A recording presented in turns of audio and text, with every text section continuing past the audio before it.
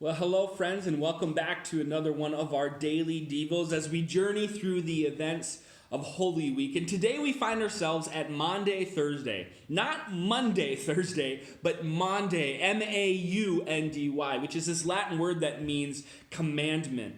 And Jesus is on this day instituting a new commandment that as he has loved us, so we should love one another. And so what's happening is on this day, this Thursday evening, Jesus and his disciples have gathered together to celebrate the Passover. And if you remember, this Passover is this sacred celebration still celebrated to this day by Jewish people to remember the events of the Exodus. And as you go through this Seder meal and all the sacred moments, you are remembering the events that took place that led the people out of Egypt. But in particular, the Passover is remembering the moment when the last plague of death passed over the houses that had the blood of the lamb sprinkled on the doorframes of their homes. I mean, think about that imagery as Jesus, literally during this same celebration, would become the lamb whose blood was slain for the forgiveness of sins, and death would pass over those people who put their trust in him. Like, pretty cool imagery, right? Well, during this meal, something else profound really happens, and John records it in his book in chapter 13. And so they're at this meal, they're getting ready to eat, and Jesus does something almost like heretical in a sense. Like, I can't believe Jesus would do that. Jesus stood up, he grabbed a basin of water and a towel, and he goes around the room and he begins to wash his disciples' feet. Now, you may be thinking that's just disgusting, like, why would Jesus do that? Well, actually, it's pretty profound what he does. See, in their culture, when they would sit down to eat at a meal, they didn't sit in chairs like we do. They would actually have a lower set table and sit on some sort of pillow or cushion, and their feet would be extended sideways towards your neighbor. So imagine having somebody else's foot almost up against you as you eat your meal, and your feet are extended towards your neighbor. And that was just the way it was. But then also think about those feet and the fact that their sandals have been walking around in desert all day long, desert roads. And so you can see how grimy and disgusting their feet could be. And so it makes sense, especially for an important meal like this, that everybody's feet would be washed before you ate.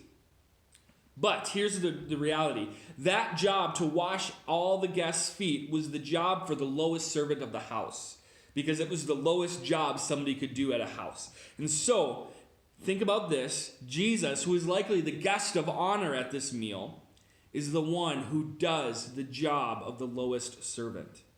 He stands up and he goes around and he begins to wash everybody's feet. Now think about this. Who else is in that room that Jesus would wash the feet of? Because literally, right after this meal, Judas would go out and make his final plans to have Jesus arrested. He would betray Jesus this very night. And Jesus washed his feet as well. And when he comes to Peter, actually, Peter throws his fit. He's like, no, I'm not going to let you wash my feet. But Jesus basically says, if you don't let me do this, you can have no part of me. I mean, think about the profoundness of Jesus saying, I have to do this. And a little later, Jesus basically says that, verse 14, now that I, your Lord and teacher, have washed your feet, you also should wash one another's feet.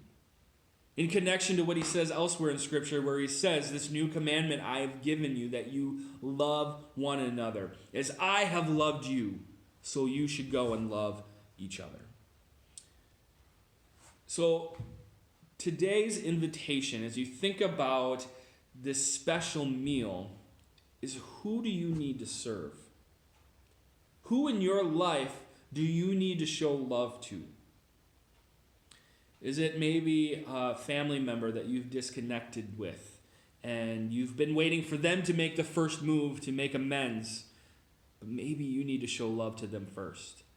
Or maybe it's your neighbor who's been annoying you lately, but you're realizing that during this season they're struggling. And this is a great opportunity for you to love them. Or maybe you have a Judas in your own life, somebody who's betrayed you time and again, or your arch enemy. Jesus washed that person's feet as well. So maybe you need to be the one to make the first move. And even in a time of social distancing and stay-at-home orders, we still can love one another. Make that phone call, write that letter, send that gift. Do what you can in this season to love one another, to wash each other's feet, to serve one another, because Jesus told us to. And it was after this meal that they would then get up and they would go and sit out at the Garden of Gethsemane. And it was there that Jesus would become arrested and we would move into the events of Friday. And so my invitation for you, friends, on this very sacred but soon to be somber approach to Good Friday, who do you need to serve? Because Jesus died for us. And in the midst of that, he showed us what it looks like to love one another, to get down and dirty, to do the things that maybe don't make sense, that are disgusting, that we probably would not enjoy one bit. But when we do those things, we have profound impact for the kingdom. We have profound impact on our own faith journey. So who do you need to serve today? Who do you need to love as Jesus has loved you? So be well, friends, and we'll see you tomorrow night at 6:30 p.m. for our Good Friday live stream. We'll see you then.